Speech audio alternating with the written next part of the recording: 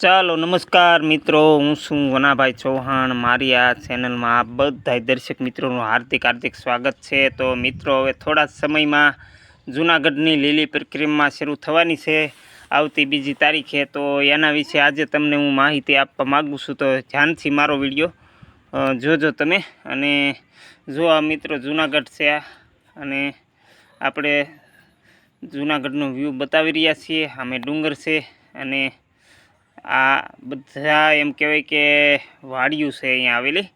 અને જે કોઈ મિત્રો નવા હોય મારી ચેનલમાં, એ મારી ચેનલને સબસ્ક્રાઈબ કરજો। પ્રવાસીઓ પણ ઘણા આવી રહ્યા છે આ 2025ની અંદર। અને તમે જે કોઈ મિત્રો પહેલીવાર જૂનાગઢ લીલી પરિક્રમામાં આવતા હોય તો શું તકેદારી રાખવી એની હું વાત કરું તો આજે છે ને મિત્રો, આ ગેટ આવી ગયો, પરિક્રમાનો પ્રથમ ગેટ છે। અહીંથી શરૂઆત થાય છે અને ફરી પાછા ભવનાથમાં આવી જાય, ડુંગર ફરતી 32 કિલોમીટરની પ્રદક્ષિણા ફરી અને અહીંયા પાછા ભવનાથમાં આવી જાય। જો આ વાનર રાજા છે, અને જો મિત્રો આ સાફ સફાઈ થઈ ગઈ છે, આમાં આ રસ્તા છે ને આ ગેટ છે, ઈટવા પોલીસ સ્ટેશનનો ગેટ છે મિત્રો। અહીંયા છે ને આપણે પ્રવેશવાનું હોય છે, અને અહીંયા તમારી પાસે પ્લાસ્ટિકની બેગ છે કે કોઈ બોટલ છે એ તમારી પાસેથી લઈ લે અહીંયા, અને અંદર લઈ જવાની મનાઈ હોય છે। જો અહીંયા ભાવિક ભક્તો માટે ખાસ સૂચના છે તો કે જંગલ વિસ્તારમાં પ્લાસ્ટિક લઈ જવું અથવા ઉપયોગ કરવો એ પ્રતિબંધ છે। વન્ય પ્રાણીઓને ખોરાક ન આપવો, જંગલમાં આગ લાગવે એવા કોઈ કૃત્યો ન કરવા, નદી નાળામાં સાબુ શેમ્પૂથી નાહવું નહીં, જંગલ વિસ્તારમાં ઝાડ પાનને નુકસાન કરવું નહીં। ગિરનાર પરિક્રમા 2025 આવી બધી તમને સૂચના આપી છે આ વન વિભાગવાળાએ। તો મિત્રો, આપણે એનું પાલન કરવાનું। અને પહેલી વાર ગયા હોય તો આ ખાસ તમને સૂચના આપી દઉં છું કે અત્યારે વરસાદી માહોલ હોવાથી તમારે કોઈ વૃદ્ધ માતા હોય મોટી ઉંમરના, એને પણ ન લઈ જવું, અને બાળકને પણ ન લઈ જવું। સક્ષમ ચાલી શકે એવી વ્યક્તિને જ પરિક્રમામાં જવાનું, કારણ કે હજી વરસાદ 5 તારીખ સુધીની આગાહી છે, તો આપણે 2 તારીખે તો પરિક્રમા શરૂ થવાની છે, તો વરસાદ આપણને નડી શકે ખરો। અને ઘોર જંગલમાં પ્રાણીઓનું પણ ધ્યાન રાખવું, અને રાત્રિમાં ઝરણા ચાલુ હોય, વરસાદ હોય તો પાણીનો પણ બહુ ખૂબ જ ડર હોય છે, કારણ કે ઠામુકી ઘોડીઓ આવે, પછી પથરાળ રસ્તો આવે, ક્યાંય ખારા રસ્તા હોય ન હોય, આવું બધું બની શકે। અને સરસામાનમાં તમારે ઓઢવા પહેરવાનું અને પાથરણું પણ લેતું જવાનું, કારણ કે ઠંડીનો માહોલ પણ ખૂબ જ હશે એવું જણાઈ આવે છે। અને પરિક્રમાનું મહાત્મ્ય એવું છે મિત્રો કે આપણે ગિરનાર છે ને મોટામાં મોટો આપણા ઇન્ડિયા ખાતે પવિત્રમાં પવિત્ર પર્વત છે, તો એની પરિક્રમા કરવી એવું મહાત્મ્ય છે કે આપણને દેવપોઢી 11 પછી, એટલે કે ભગવાનના અને તુલસી માતાના લગ્ન થઈ ગયા પછી આ પરિક્રમા પ્રથમ વખત દેવતાઓએ કરેલી ગિરનારની। અને એનું મોટું મહાત્મ્ય છે કે તમે પરિક્રમા કરો એટલે તમારા એમ કહેવાય કે પાપ બધા નાશ થઈ જાય, તો આવું મહાત્મ્ય છે ને। આ જો મિત્રો છે ને, વરસાદ થોડોક જૂનાગઢમાં પણ પડી ગયો હમણાં, અને હજી શરૂ છે, તો સાવચેતીથી આવવું। અને હવે માહોલ બતાવી રહ્યો છું હવે કે કઈ રીતનો માહોલ હોય, તો કે જો આ ગિરનારની અંદર વાદળા છે, અને આ પાણી ઘણું પડી ગયું, વરસાદ ખૂબ જ પડ્યો। આમ તો સર્વત્ર સૌરાષ્ટ્રમાં વરસાદ તો છે જ તે, પરંતુ આ જૂનાગઢમાં પણ વરસાદ છે, અને દુકાનોની બધી તૈયારી થઈ ગઈ। જો આ ગેટ છે મિત્રો, અને હવે આ બાપુએ ધામા નાખ્યા છે અહીંયા, બાપુની બધી તૈયારી ચાલે છે। જુઓ મિત્રો, આ બધું જ ગોઠવાઈ ગયું છે, કારણ કે આ છે એ સાધુ છે, અને આ સદાવ્રત છે મિત્રો।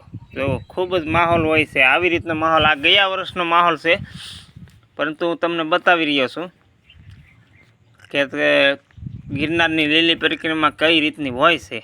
તો આવી રીતે જો જંગલમાં આરામ કરી રહ્યા છે, પછી કોઈ થાકી ગયા હોય વિહામો ખાય, કોઈ રસોઈ રાંધતા હોય છે જંગલના લાકડાથી તો મંગળા કરીને, અને જો કેટલો બધો માહોલ હોય છે દર વર્ષે, એ જ રીતનો આ માહોલ તમને હું બતાવી રહ્યો છું। ખરેખર મિત્રો, જીવનમાં એકવાર આ ગિરનારની પરિક્રમા કરવી જરૂરી છે, એમનું મહાત્મ્ય ખૂબ જ છે. અને જો તમે રસ્તામાં થાક લાગે એના માટે તમને લાકડી પણ અહીંયા મળી રહેશે. તો સૌ લાકડીઓ લઈ લઈને એના ટેકો રાખવાથી તમને થાક ઓછું લાગે. મોટી ઉંમરના દાદા અથવા દાદીમાં હોય તો એને લાકડી રાખવી જરૂરી છે, કારણ કે જંગલનો રસ્તો બહુ કઠિન હોય છે. અને અહીંયા જો મિત્રો, કારણ કે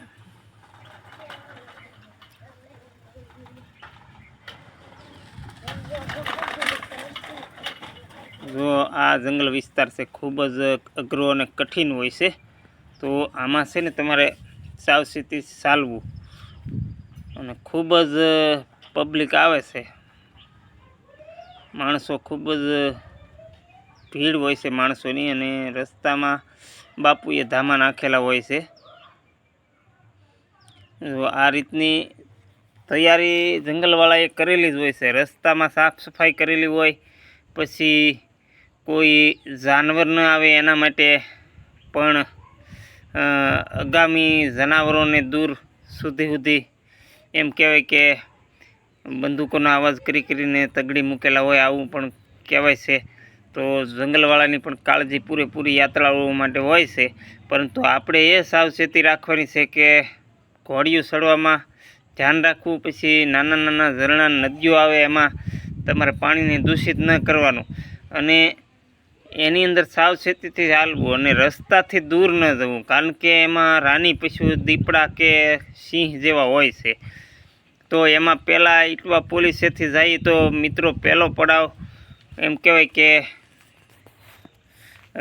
આવે છે. અને પછી વેલાબાવાની મઢી આવે છે, પછી બોરદેવ, પછી આવે છે મહાકાળીનું મંદિર આવે છે માળવેલા. અને માળવેલાથી આગળ જતાં 2-3 ઘોડીઓ એવી અઘરી આવે છે મિત્રો, કે એ તમારે ચડવામાં ખૂબ જ કઠિનાઈ થાય છે. અને એ છે ને, એ ઘોડીઓમાં ચાલવું બહુ કાળજીપૂર્વક, કે જ્યાં ત્યાં તમારો પગ સટકી ન જાય. સટકો એટલે ડુંગરની નીચે તમે પડી જાવ. રસ્તામાં જો આવા ઝરણા આવે છે ખૂબ જ, અને નાની નાની નદીઓ પણ આવે છે. આમાં આપણે કાળજીથી ચાલવું, કારણ કે નીચે ન ઉતરવું. અત્યારે વરસાદનો માહોલ છે એટલે એની અંદર પાણી ખૂબ ઘસમસતું હોય, તો આપણે તણાઈ જઈ શકીએ. અને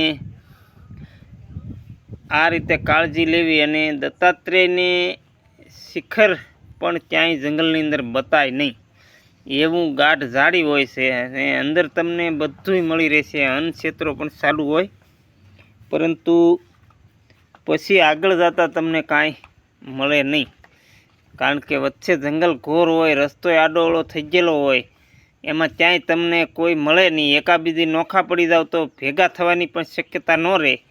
અને ત્યાં ફોનનું કવરેજ પણ ન લાગે, ફોન કાંઈ આવતો આવે નહીં. અને કોઈ જગ્યાએ ત્યાં ફોટા પાડવાને એવું બધું મળે, બાકી કાંઈ ફોન કોઈ ના લાગે નહીં. આવું બધું હોય છે. તો મિત્રો, એન્ડમાં તમને જણાવી દઉં કે કાળજીથી પરિક્રમામાં જવું, અને ધ્યાન રાખીને ચાલવું. અને જ્યાં ત્યાં હુંની માણસોનો માહોલ હોય ત્યાં હું રાત્રિ નિવાસ જંગલમાં કરો તો ધ્યાન રાખીને કરવાનો, કારણ કે જંતુ છે કે રાની પ્રાણીઓ છે, આવા કોઈ પણ